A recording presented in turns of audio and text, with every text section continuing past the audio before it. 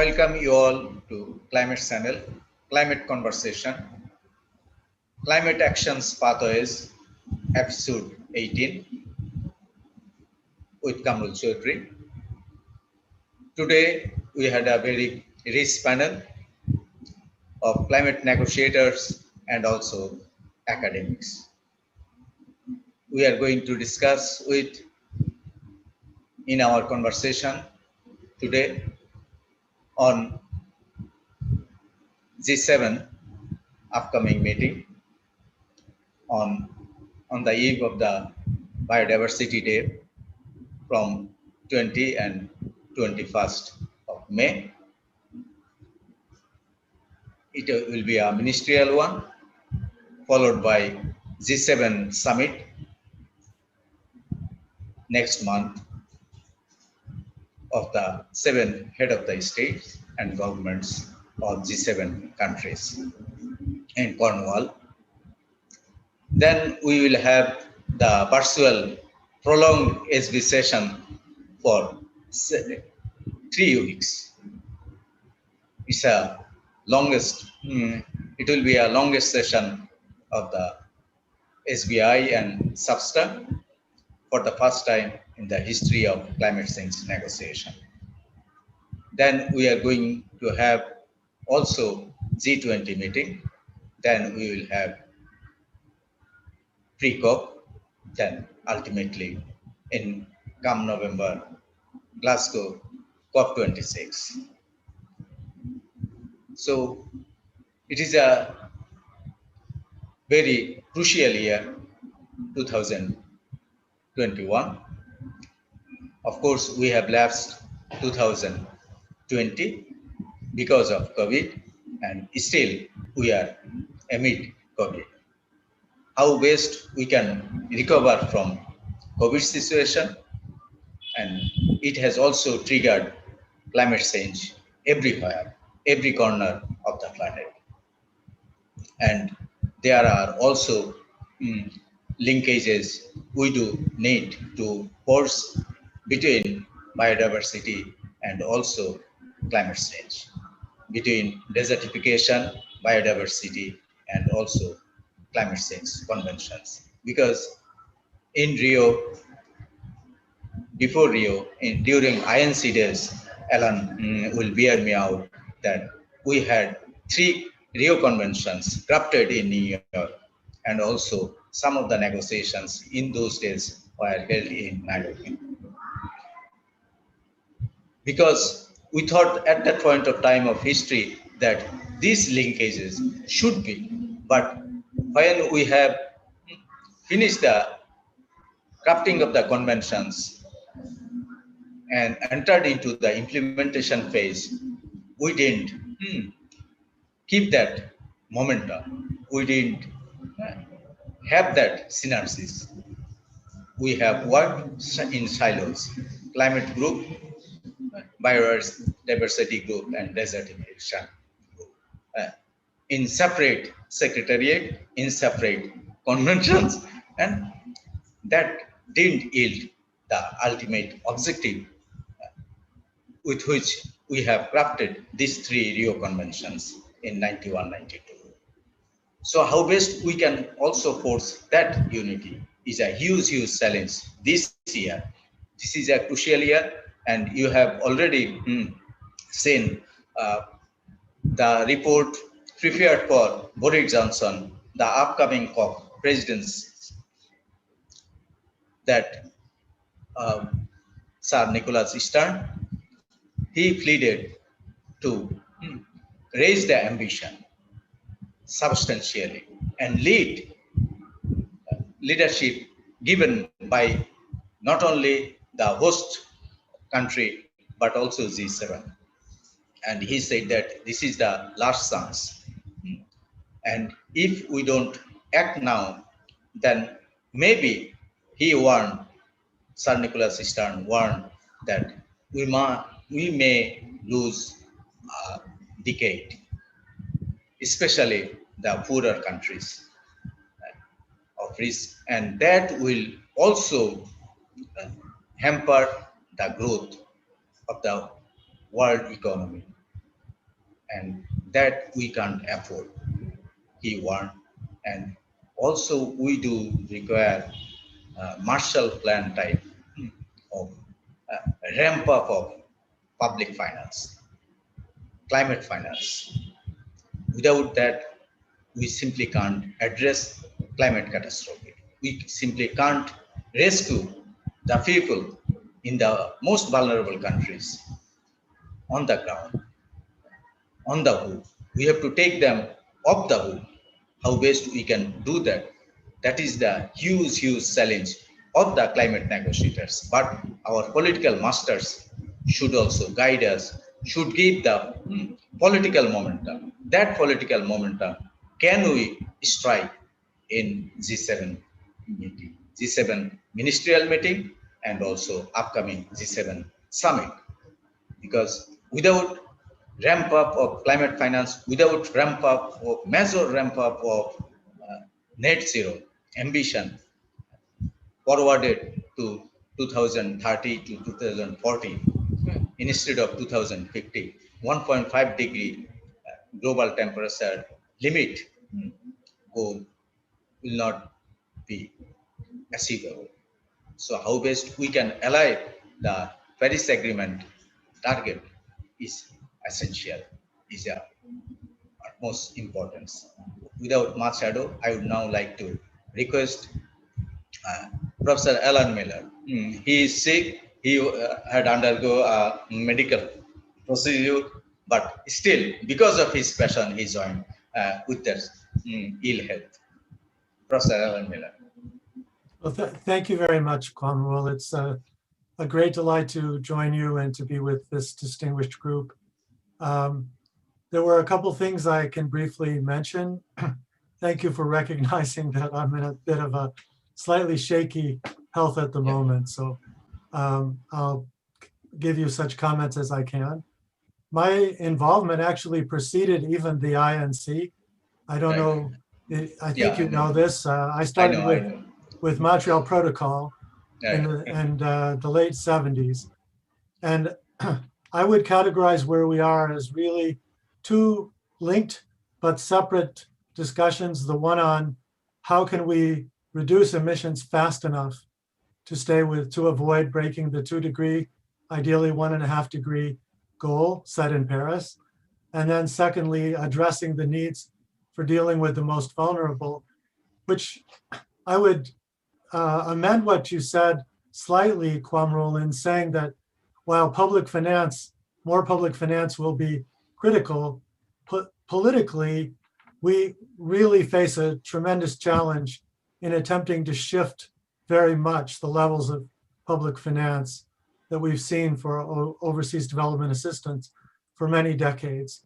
And consequently, while we may have some modest increases, I think that the sources for greater investment in resilience and adaptation need to be through a much greater efficient use of leveraging private investment, and doing that through both policies, such as those in Bangladesh, where you provide through the Bank of Bangladesh credit, you mandate certain investments, for example, in agricultural lending, and those policies can contribute, but also in working out de-risking measures. I wanted to briefly mention a World Bank report that just came out this year that is a story from Bangladesh called Living in the Light, the Bangladesh Solar Home System Story. And the reason I wanted to mention it, besides the fact that the lead author is a good friend, Sri Lankan Anil Cabral, who some of you may know. But it's a report that describes several important things. First, the progress that solar home systems made in Bangladesh, which is itself a significant story. Secondly, the manner in which it was achieved, which really included some very innovative efforts by IDCOL in Bangladesh, as well as the infusion of public capital from within Bangladesh and from outside through the World Bank.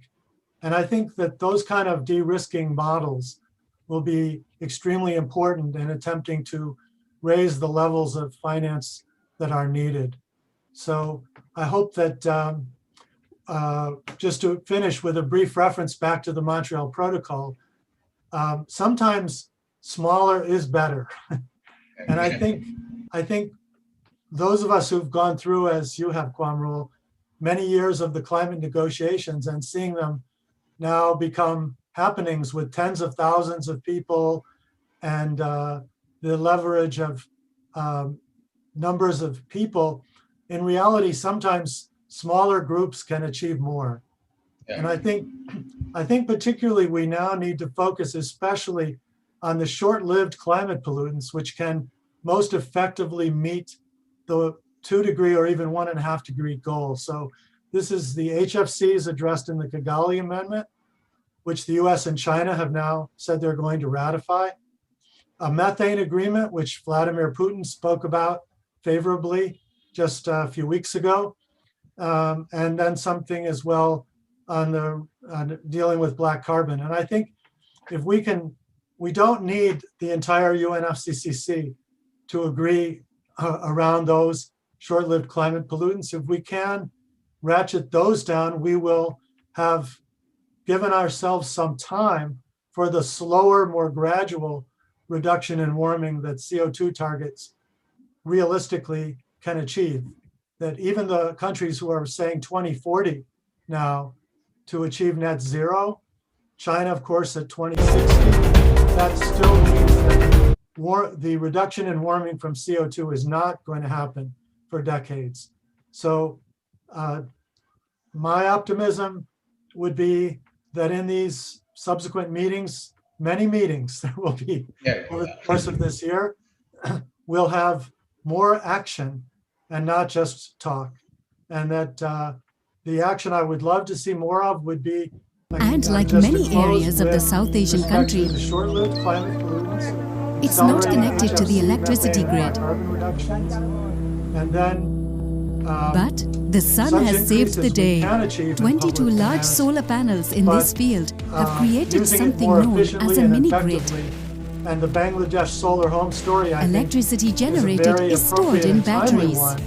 It's just been enough power to run the community's market. But I think it points to entrepreneurs, even the electric motorized rickshaws that amount of money, but to using the money more efficiently and effectively. So thank you very much, Kwame. And like many areas of the South Asian country, it's not connected to the electricity grid. I would now like to go to But the sun has saved the day. 22 large solar panels in this field have created something known as a mini-grid. How you foresee electricity generated is stored in batteries. Especially enough power to run the community's market. Issues, entrepreneurs, even the electric motorized rickshaws that ply the island. In a global setting. Especially Abdullah's shop makes iron grills and fixes cars and bikes. Before the mini-grid, he used to struggle with a diesel-powered generator.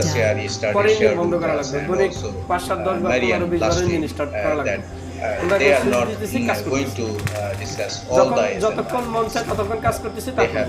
Susan couple of agenda items and the rest they will send. Businesses and entrepreneurs are starting to thrive. In Glasgow. In this shop, rental computers help residents connect to the rest of the world. They will deal. For this pursuit, 3 prolonged session, they are not going to deal. Especially, no report eventually, the mini-grid will bodies, provide 177 kilowatts of low-cost electricity to 500 households and 179 businesses on the island. There should be solar is a practical source of energy in Bangladesh, a country divided by waterways and geographic barriers. To have some information event, so that at least the people at large, the delegations, they can also know that they are making progress, they are reporting.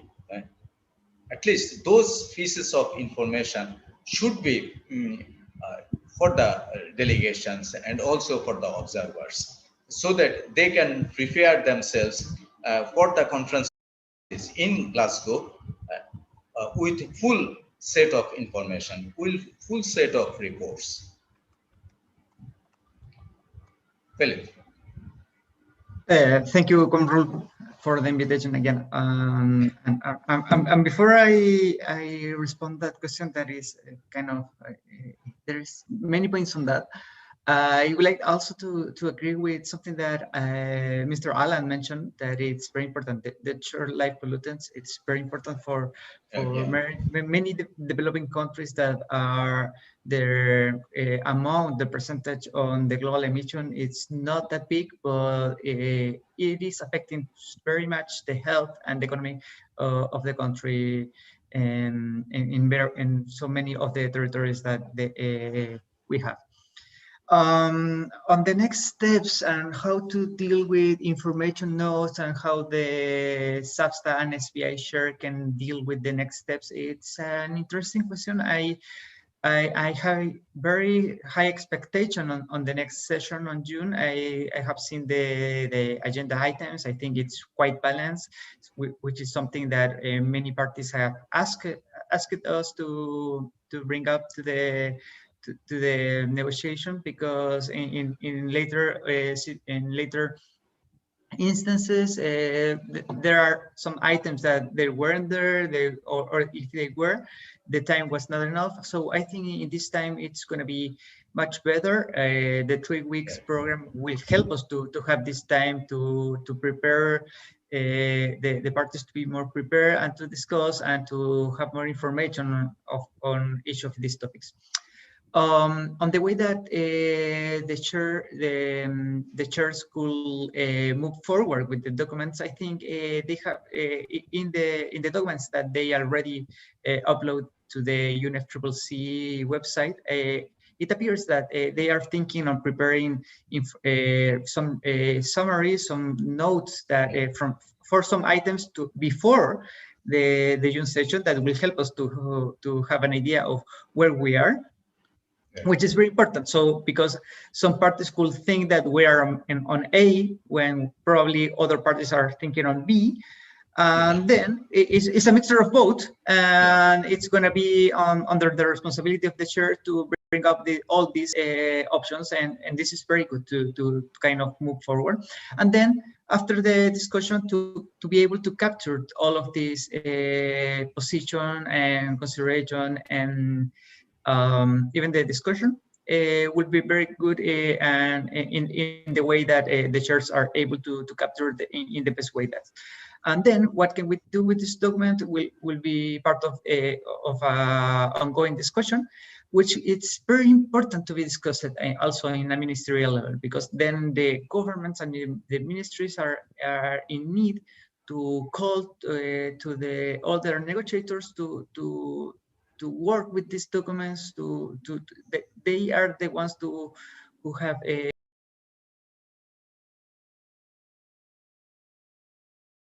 the feasibility to make these decisions and help them to move forward when there's no a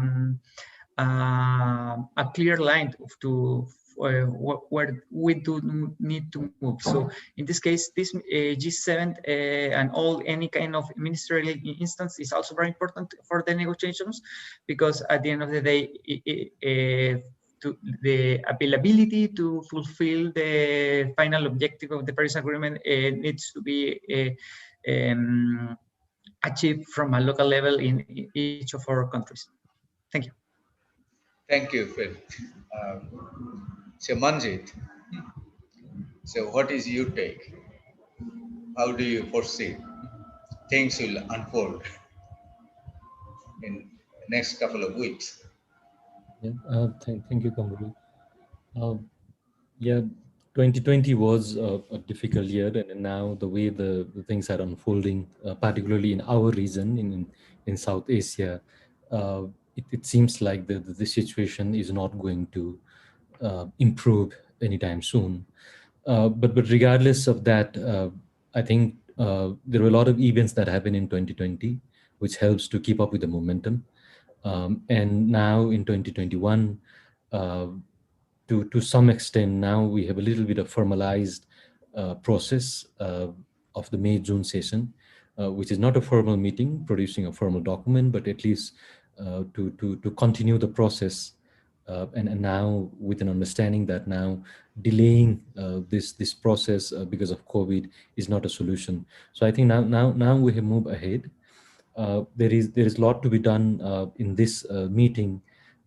Yes, Quamrul, as you rightly said, all the agenda item will not be discussed in this meeting, including the agenda item to adopt the agenda, which is very much bureaucratic. Listening to what Professor Allan said from what was there in the beginning, now the process has become so much process oriented. So this time we are not adopting the agenda, and we'll continue with the discussion. But I hope, as Felipe said, this will contribute to the process. This will add more understanding and exchange among the parties, so that when we come back to the negotiation in-person meeting, this helps us to build on, and we don't lose time at that time. And obviously the key are to finalize the rules under the Paris Agreement, to keep up with the momentum, and so that we start focusing on the implementation side, which are the rules on the carbon market, the rules under the transparency that the countries have to report, and including there are a number of finance, loss and damage, adaptation related as an item. So much process oriented. So we hope this May-June session will help in that regards. For the overall, the number of meetings, Quamrul, that you listed, I would like to highlight three key things. One, yes, we have discussed a lot in terms of the net zero emission, which is key, and it's quite inspiring to see the countries coming up with such target, even though the dates are different in terms of when they achieve that. However, I think the key now, and also to agree with what Professor said earlier, we need a short-term action from countries so that we are on track of 1.5 degree. We cannot imagine even about the 2 degree, which is mentioned in the Paris Agreement, because rising 2 degree means losing our land, losing lives, losing the livelihood in many of our countries. So I think we cannot imagine that situation. So the short-term action up to 2030 should be in line with the 1.5 degree target. That's key. And the major economies, G7 and other, has a key role to play with this. We have recently seen an announcement from the key G7 countries, but still are lagging. And also, my second point, these major economies has a key role to provide support to the developing countries who are now struggling much than what was the situation earlier. So the support to be provided to the developed countries under the obligation that remains in the convention, but also in terms of the situation that the countries are facing now, those 100 billion targets, which are still to be clear. Many countries have clearly mentioned that they haven't seen that, as well as the discussion on the new target from 2025 onwards, which should be based on needs of the developing countries, as well as based on science. My third point is, I think these meetings should also help to bring hope to the process, because many countries have now the level of their GDP has gone drastically down, or some in the minus.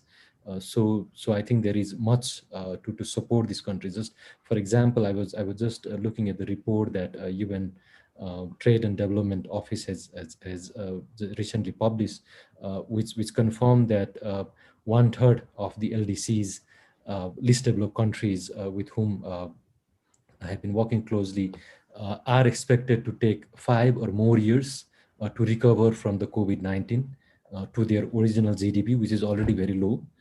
So which means it's a disparate situation in many of these countries who are now struggling with the basic needs, basic health system. So I think this meetings has a key role also to help bring hope to the process and to the overall development agenda. Yeah, thank you. Thank you. Batu, are you with us? Batu Priti. Batu. I think he's not in the call. So, Raju?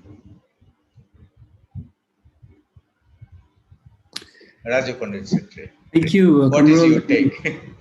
Thank you very much. Well, for the invite.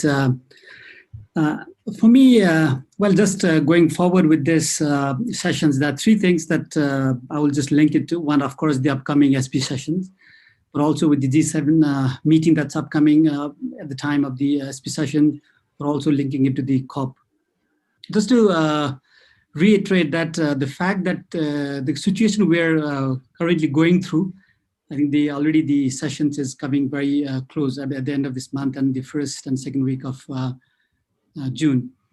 Well, for me, I tend to stay positive, but I think the session will achieve very, very less. I don't think there'll be much momentum really going with this session, precisely because the kind of situation each countries are in at the moment. They're not able to concentrate or prepare too much for these sessions because many of the countries, especially the vulnerable poorer countries who are having to struggle with the COVID situation, especially with our region, I don't think much will really happen. But of course, it's always good to take it positively, that since it's been quite a while that the parties have not been talking in a group together. So it's good to take the momentum forward, at least to have informal discussions, to understand each other. But I think the number of agenda items that is there in the list, because of the timing issues, because of the preparation, because of other things that the government will have to concentrate on, I don't think that they will be able to deliver all those in detail. So it would have been really good if there was a prioritization of the agenda items, which is not the case at the moment. And all those things would only be like, we are into the process. And especially also with linking this to the UK government, which is the incoming presidency for the COP. There aren't very good signals with the COP presidency either. Of course, they want to take leadership. The incoming COP presidency has been going around and talking a lot of good things, which is good in a way. But if you see the support that the UK is giving to the other vulnerable countries, I think the confidence is very low. Because if you just see now, they have decided that the development aid that the UK has been providing will not be, 0.7%. Of the. But there is also call from, say, Gordon Brown, the former Prime Minister of Britain, who was one of the key figure, especially for having $100 billion commitment, because it was essentially his initiative, because we have convinced him at that point of time of history, and he came up with that idea of a ballpark figure of $100 billion, and he convinced the US President at that time, Barack Obama, and also Angela Merkel to concede that $100 billion figure, because I was a witness to that conversation at that point of time. So he also called upon Boris Johnson to raise the ambition, especially finance ambition, and also to provide unfulfilled, say, commitment. That is one thing. And also the economists, especially group of economists led by Sir Nicholas Stern and others, they are also putting a lot of pressure on Boris Johnson and his government to say reconsider that decision to cut back their ODI support. And climate finance, remember, climate finance is over and above ODI. It is not 0.7%. It is new and additional, over and above ODI. So we have to keep that in mind, because we have that way negotiated it, not only in under the convention, but also under Kyoto Protocol and also Paris Agreement. So that commitment they should also maintain. I would now like to request Jacqueline, Klopp, the United States have returned to Paris Agreement. And also Joe Biden had his 40 leaders climate summit. But say, whatever achievement, there are some achievements, there are some positive signals, there are some positive commitments, but still it is far short to deliver a 1.5 degree world. It is far short to ramp up climate finance, because essentially what Joe Biden say pushing is essentially for domestic United States economic recovery plan. It is not the employment generation for the whole world. We thought that he should give a leadership to the rest of the world, but he concentrated more on his domestic recovery plan, employment generation plan, job creation, health, and infrastructure building. He was not arguing in favor of global infrastructure building like Marshall Plan. So that is the missing point. And another adaptation is the other side of the coin of mitigation. But in Joe Biden Climate Summit, I was perturbed because he didn't mention adaptation, the phrase, the definition. Rather, he considered, or his advisors considered, resilience. Resilience building is one thing, adaptation is altogether different ball game. Like in cricket, say you are playing T20, you are not playing test match, 5-day test match, or even one-day matches.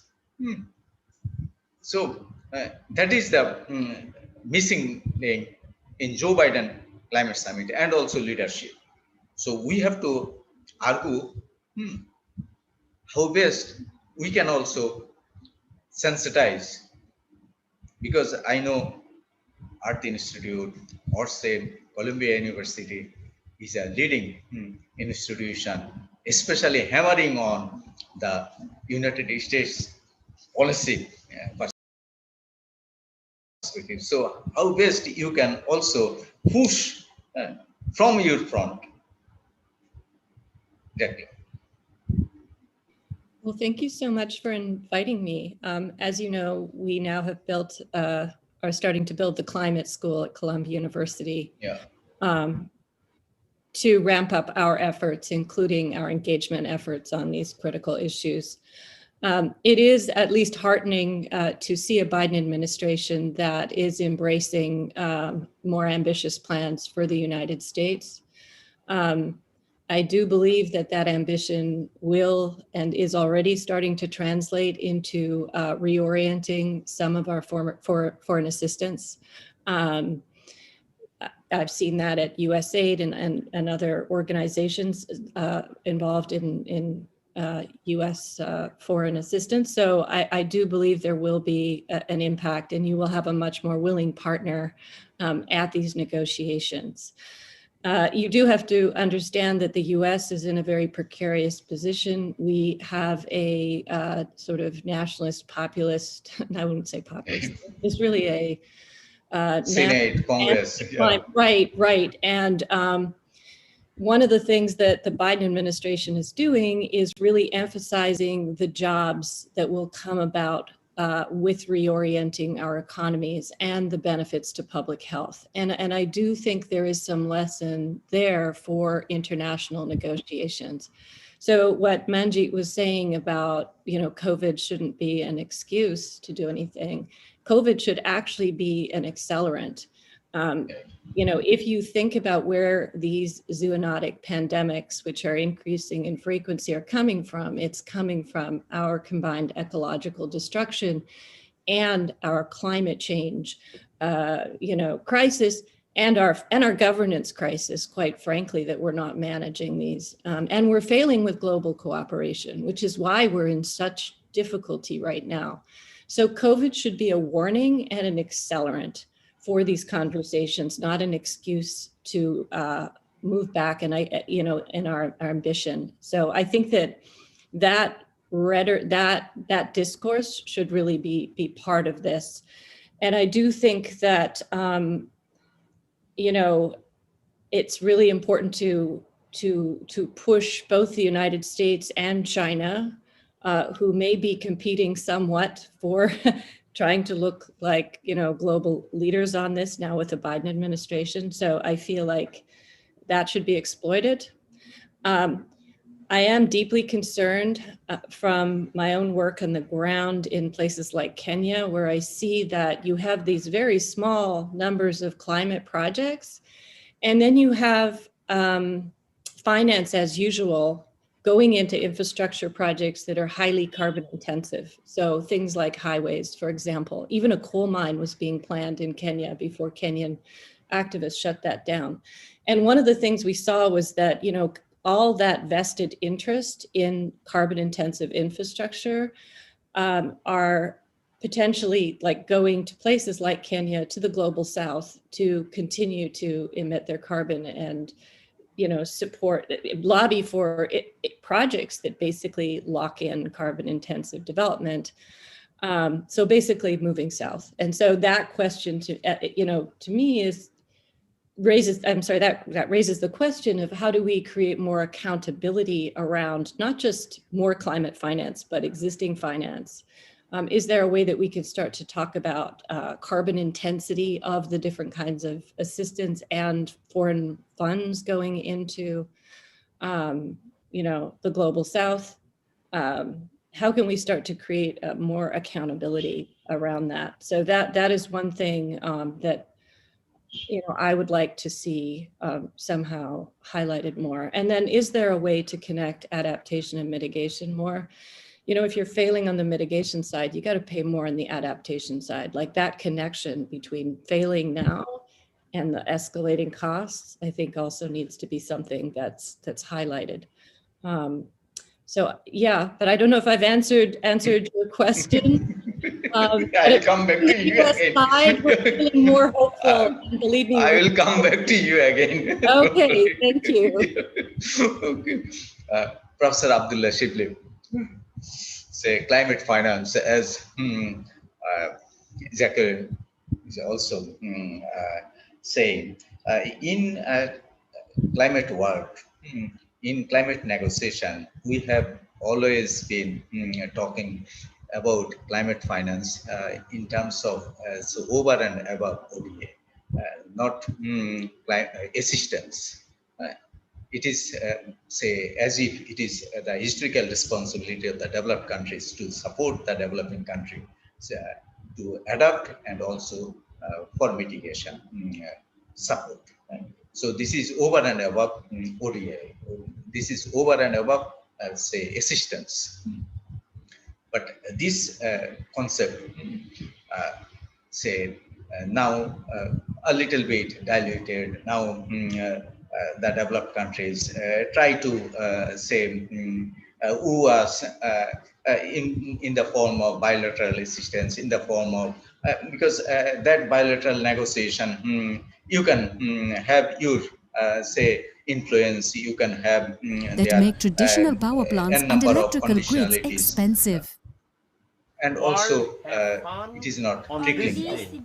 Already, some 18 million people have access to electricity. The adaptation, say, requirement globally for the most vulnerable countries is in the, say, tune of $2 trillion or so.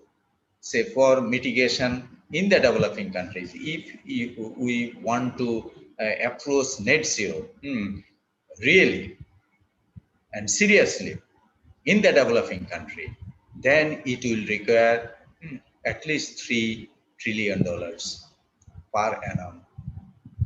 By the way, you are, say, every year pumping in $5 trillion subsidy to the fossil fuel.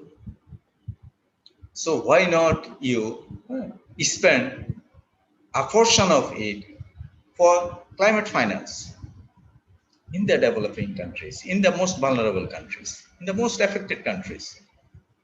Fast track. That will also help the developed countries, annexed one countries. But that argument is not, say, gaining momentum, especially in the policy world, especially in the political arena, in the most richest country. So, Professor Shibli, your sound. Well, Yeah. thank you so much, Quamrul, for inviting me today.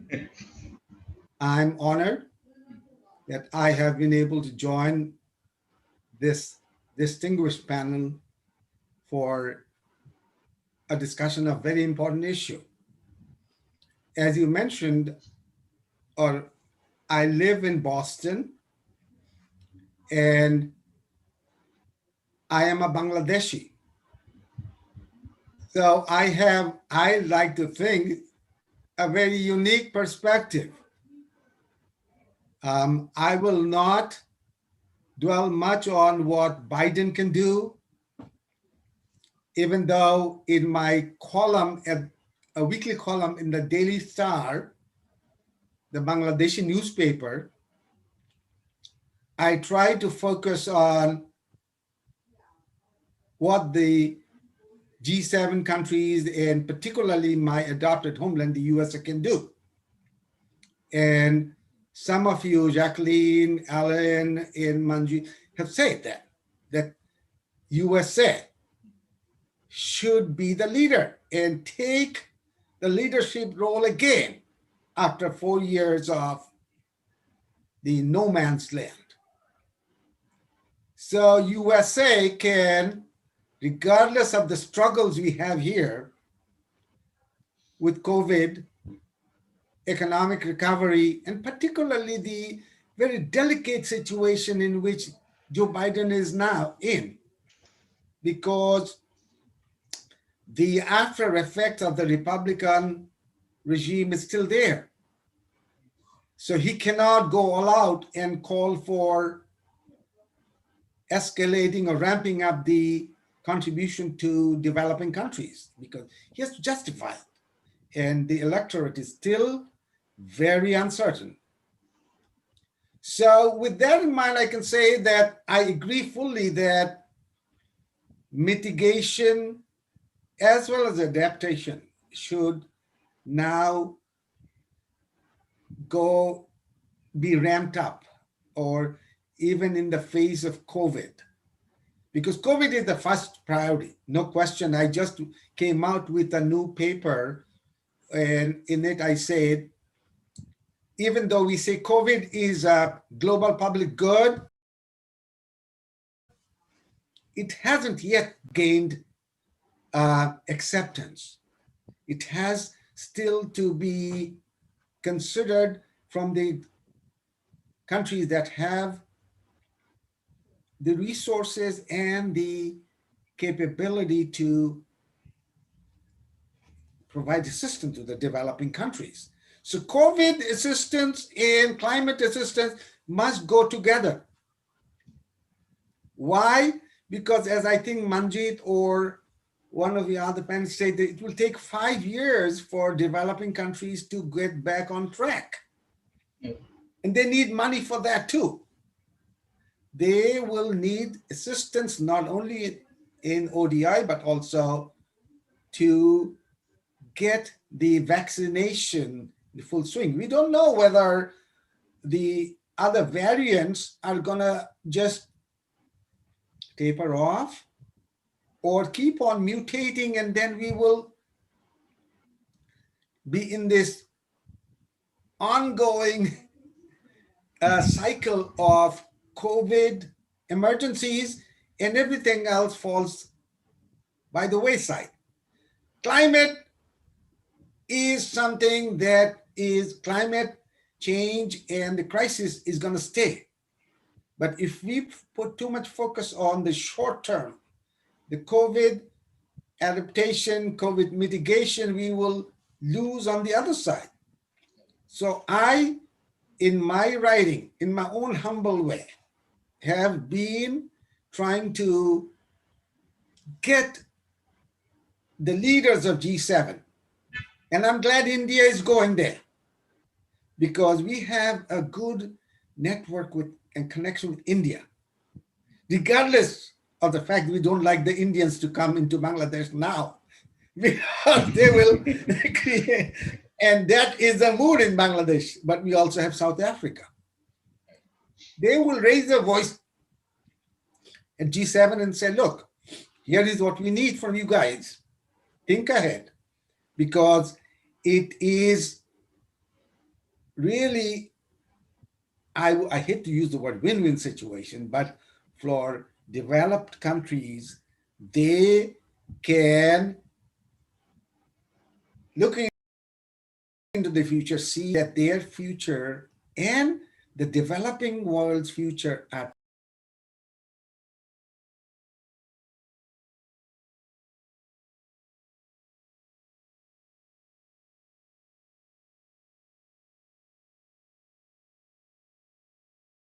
tied. And that's the message. I can only echo what Greta Thunberg said in a recent video I saw on PBS, that we are in this together, and that message has to be accepted by all and spread out. Yeah, thank you, Professor Shibli. I still remember that going through the work of John Maynard Keynes in 30s, in 40s, even his debates in 44 countries in New Hampshire, while Bretton Woods institutions were crafted. He argued that if we don't invest in developing countries, our growth will not propel. So our growth is essentially dependent on the growth of developing countries, the poor countries. So they have created at that point of time the Bretton institutions, the bank and fund. Now also we do require that kind of momentum, that kind of philosophical, economic argument. And I think Sir Nicholas Stern is now arguing in that line. He also pointed out quite earnestly that without development of the developing countries, the poorer countries, vulnerable countries, G77 economies will not prosper. And that is their, he said, duty. I quote his word, duty. And this is a historic moment, and they have to seize this opportunity this year. Otherwise, he warned that it will be a lost decade. So G77 summit, many summit doesn't matter, but this summit matters a lot to say unlock climate finance, to unlock net zero, seriously. So they have to lead from the front. And also Professor Allan and Jacqueline, their new department, new school, climate change, hopefully will try to push forward this sort of arguments, because we have one planet, one Mother Earth, and we are all passengers of this aircraft. Without us, you will not propel. Without you, we can't succeed. So it is our common journey, and how best we can do that, achieve that. And I think the incumbent COP presidency, Felipe, say, COP president, the current president, should also lead from the front and try to push this argument and try to hammer on the partners, the leaders, fellow friends, to galvanize this momentum, because we have to seize this historic opportunity. This is the last chance, as some of the scientists are also arguing. Felipe.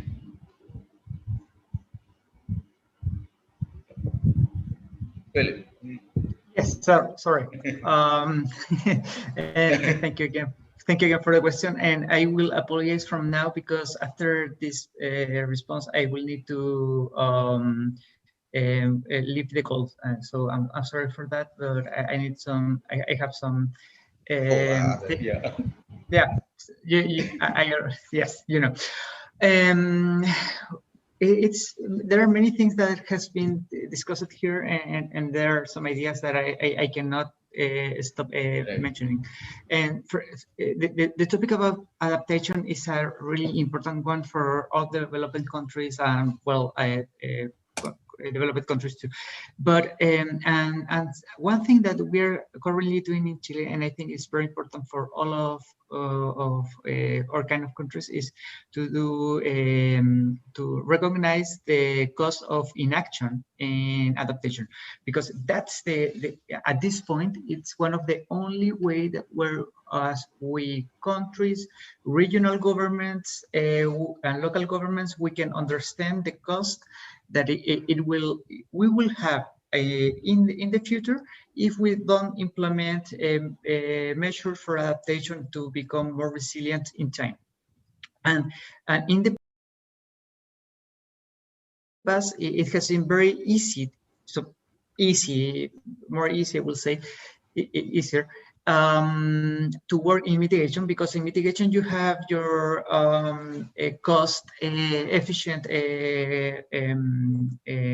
graphs that tells you which are the technologies, which are the actions that are most cost effective, and it's somehow more it's easier to decide how to move forward. But with adaptation, it's pretty difficult. Even when we developing countries, we receive help from developed countries, and we implement that, and then we need to measure how was the impact of these adaptation actions. It's pretty difficult, because it's not something that can be immediately measured, and it's something that it takes 10, 20, 30 years to recognize if the adaptation action worked, or even maybe it could not even be needed. But we know we need to implement those anyway. And so that's one interesting point. And the second one is about something that we call in our updated NDC integral action, because there are actions like native forest, mangroves, that help us to have actions in mitigation, but also in adaptation. So it's very important to also to explore and also a nature-based solution. Explore and increase the action, the investment on this kind of possibilities that can help us in both ways. Thank you. I'm sorry, because I need to leave now. No, thank you. Yeah. Thank you for the invitation. Yeah. Professor Allan. Yeah, wise words.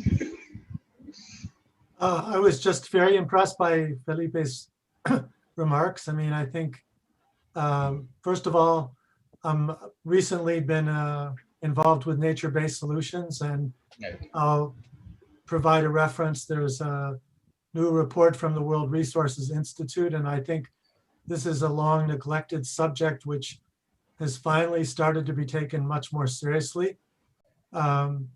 I did also, in just listening to Jacqueline, as someone who I take it as part of the Columbia Climate Program, I wanted just to reflect a little bit as an academic that, having taught courses for decades in this on some of these issues, done an environmental law textbook more than 30 years ago.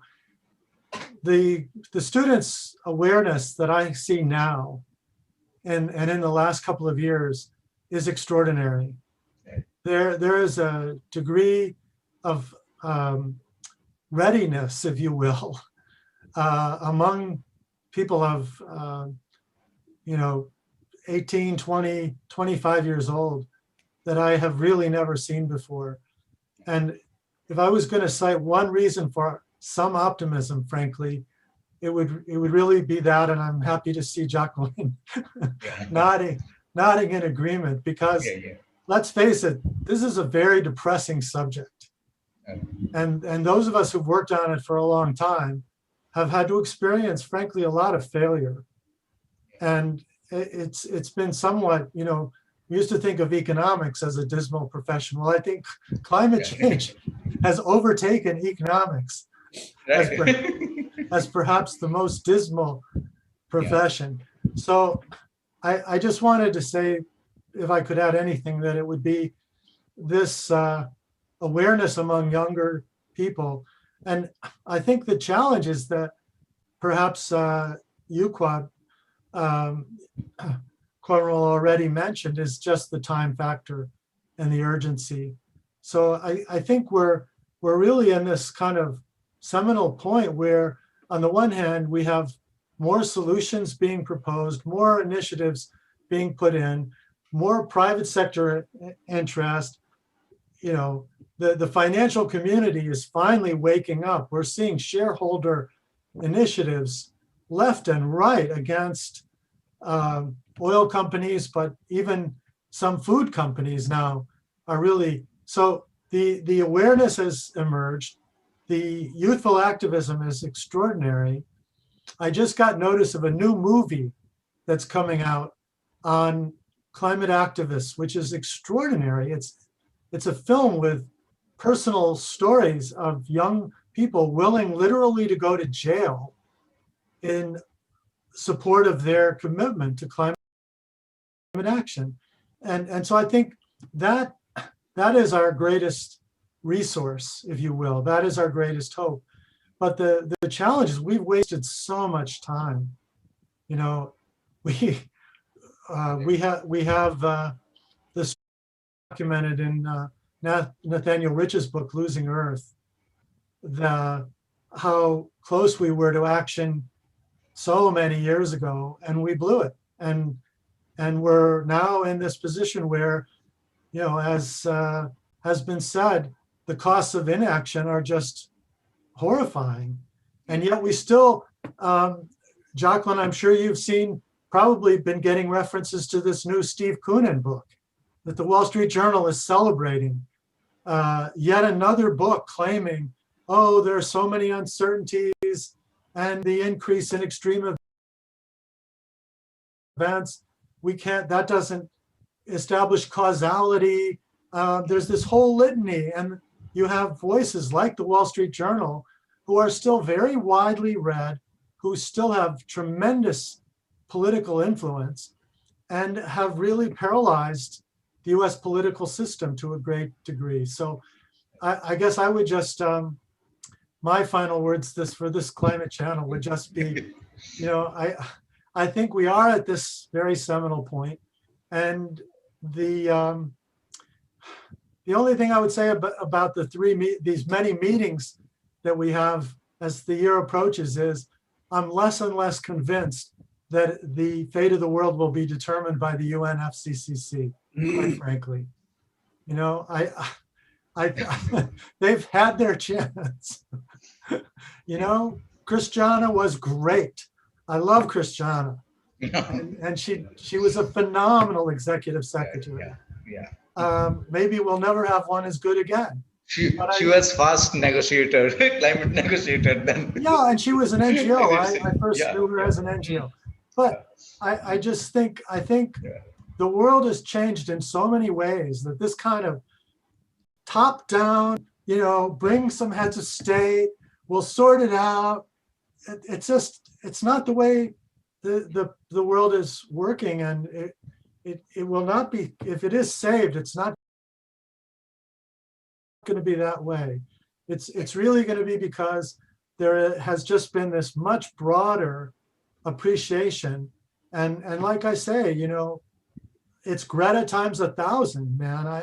I see it in my classes. I'm sure, Jacqueline, you do as well. I mean, the belief that the things have got to change is really out there now. So my final word, and I apologize because no, you are absolutely right. I have to Education leave, is of paramount importance. Yeah. We I have to do leave for need, medical we reasons. do, we do need a lot of students. And say, right now there are a lot of students are doing their PhDs on climate change and different issues. And I think Even Abdullah, on climate negotiations, climate finance, climate adaptation, even loss and damage, they are doing their PhDs. And I should say, So I think we Abdullah are hopeful that Abdullah is inspiring some of those PhDs as well, I suspect. Yeah. Allan, I want to mention that I agree with you that this Wall Street Journal report is again trying to muddle the science and the aspects.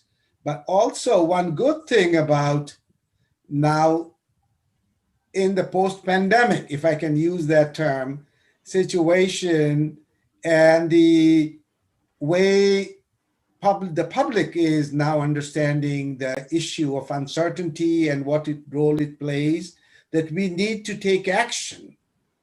We need to take action regardless of whatever uncertainty there is.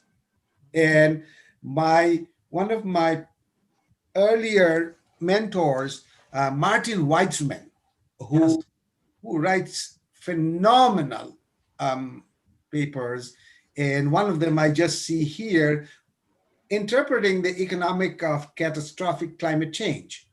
And there he brings up what is the probability that this will happen, and how will the public accept that? So the guys like us, or we as the spokesperson for Climate Action Initiative, should bring in the public, gain the confidence of the public that even though what you hear about the uncertainty of climate change may be there, but the catastrophe that will happen if we don't take action, the probability and the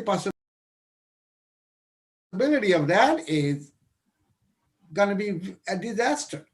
Yeah. So in our communication, in our messages, we need to refine that. And the good thing is this debate and the engagement between the scientific community, the government, and the public in the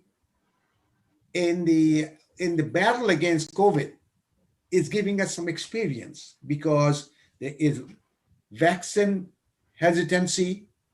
There is this kind of probability that 80% effective to 90% effective. So people understand that and they live with it.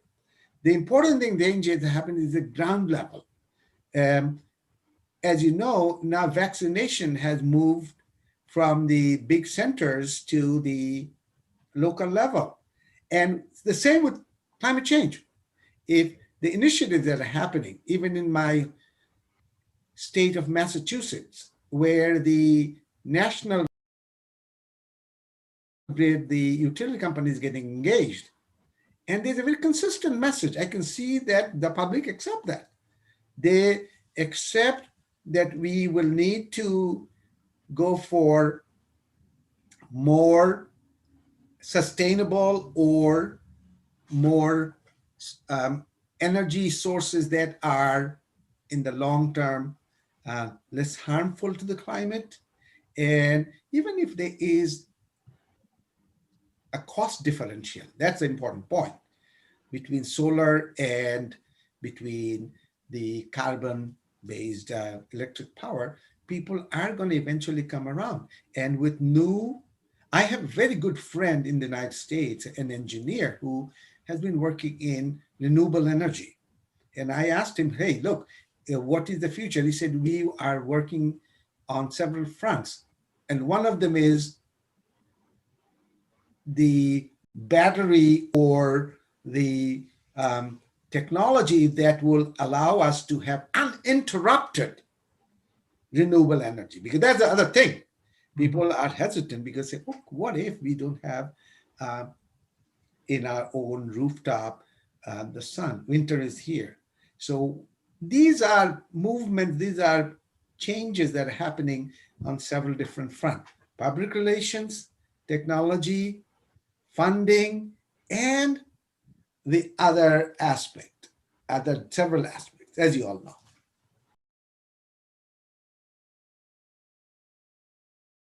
That's my 2 cents. Thank you. Yeah. Thank you. Manjeet. Thank you, Quamrul.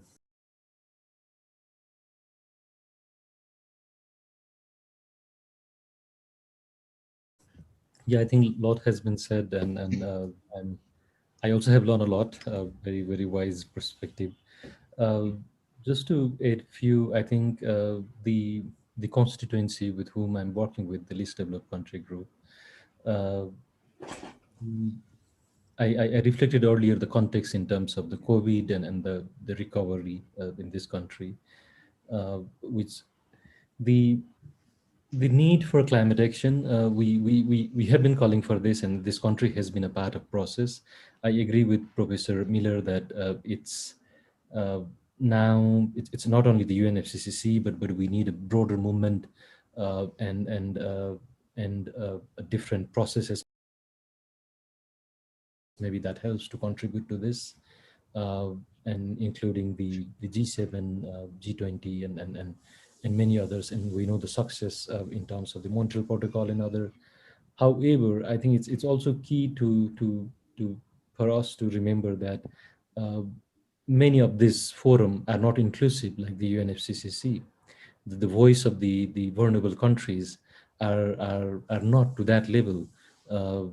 So I think that important perspective has to be remembered when we try to take the process out in terms of even in a positive thought.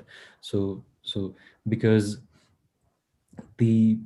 what has been decided previously, yes, the world context had changed in terms of the economy, in terms of the way the greenhouse gas emission, which countries were emitting, but still there is a need of support that has to be provided to these poor and the vulnerable countries. And when I'm talking about the support, it's not only because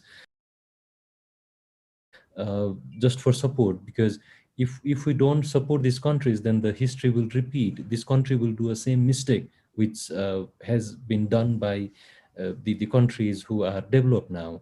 The way we have advanced in terms of the technology, many of these countries hasn't been able to test those technology, which means the revolution in terms of the electric vehicle. There is a high chance that still the petrol diesel vehicle could be dumped in these countries. The kind of development paradigm I usually discuss with my colleague, with my students here. If we don't build this awareness, then there is a high possibility that our politician will bring the same railways that we see in the movies in 80s and 90s. So we need to make them aware about where the world is heading, where the technology are available, and so on. The other key reason is also the poverty that these countries, the poverty level that these countries have to uplift with, and it's difficult for these countries to divert the little available funding to other activities. That doesn't mean that climate action is not important, but I think that remains key. Okay. Yeah. So one quickly on the US context. I think we have seen US on a different scenario in past, on and off with a different administration. I think we cannot keep on waiting how the US domestic politics is. Let's also think about, for example, Bangladesh. If the way the temperature keeps on rising, more than 20% of the land will be underwater. Let's think about the countries in the Himalaya, whose 1/3 of the ice, the glaciers will melt. So I think it's not only the contracts or the domestic politics of one country, but I think it's for the humanity that we all are fighting for. Thank you. So, Jacqueline, first of all, thank you for having the climate school, because it's a huge advancement, say, especially in the field of education, because we do need a lot of research, empirical studies, and for that, say, climate school is essential. And for initiating this institution, thank you. Yeah, well, it's really been wonderful listening to everybody. Yeah, and our vision of the climate school is to work very actively with different community partners, global partners, to not just do research, but to look into these concrete things that Felipe was talking about that need to happen on the ground. In terms of adaptation to protect our societies, Bangladesh is, as Manjeet said, is so vulnerable to the sea level rise and increasing storms. So there's going to need to be adaptation. So we have this vision of being very engaged. So, which we have to be now. Even our academic institutions need to move towards a more active mode. I also want to say that, I think these negotiations are still very important. I think the more we push at the global level, the better. And the more we push for accountability, the better. And really, again, focusing on this cost of inaction to all of us, because like you say, we are just on one planet, and moving emissions somewhere else doesn't solve our climate problem. So we really need to work together.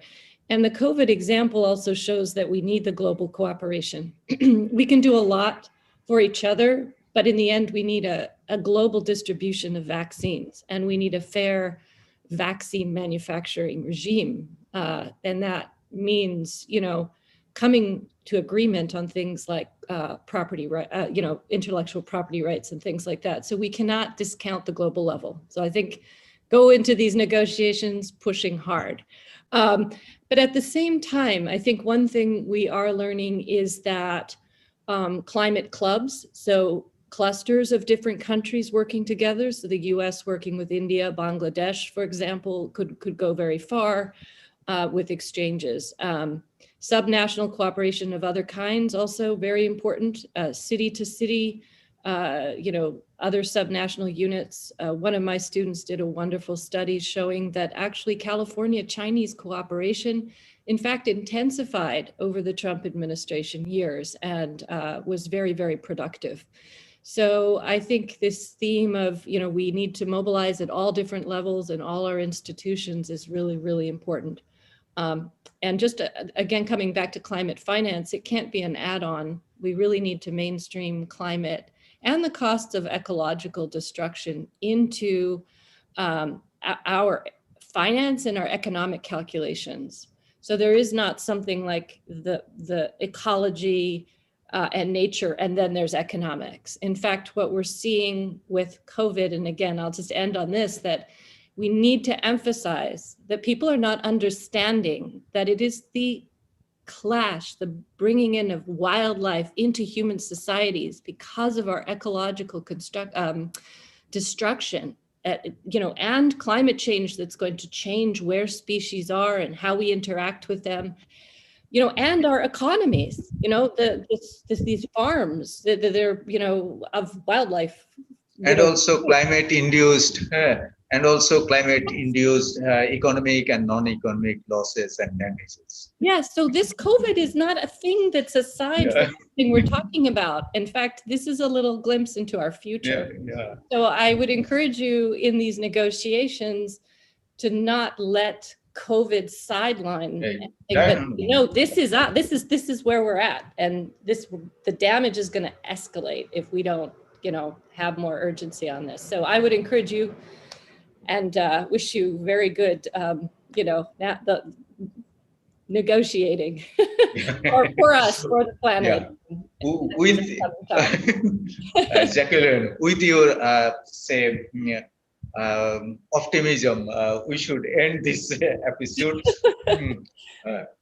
and hope that not only G7 ministerial but also G7 summit. We know that few summits matter, but this summit especially matters because we are in a historic juncture, and in this juncture, if we don't take a bold leadership, a bold G7 meeting, then we are not going to have a bold Glasgow Conference of the Parties. That is for sure. So we need a leadership from the front, a leadership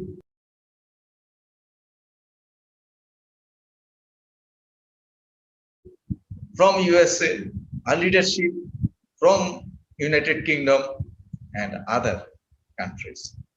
Those who are big emitters, they should lead from the front, and we should also cooperate, collaborate, and we should protect this planet. We have only one planet, countries. Those who are big emitters, they should lead from the front, and we should follow. We should also cooperate, collaborate, and we should protect this planet. We have only one planet. So with that, I would like to thank you very much for your very interactive and also informative, wise and prudent comments, observations, reflections.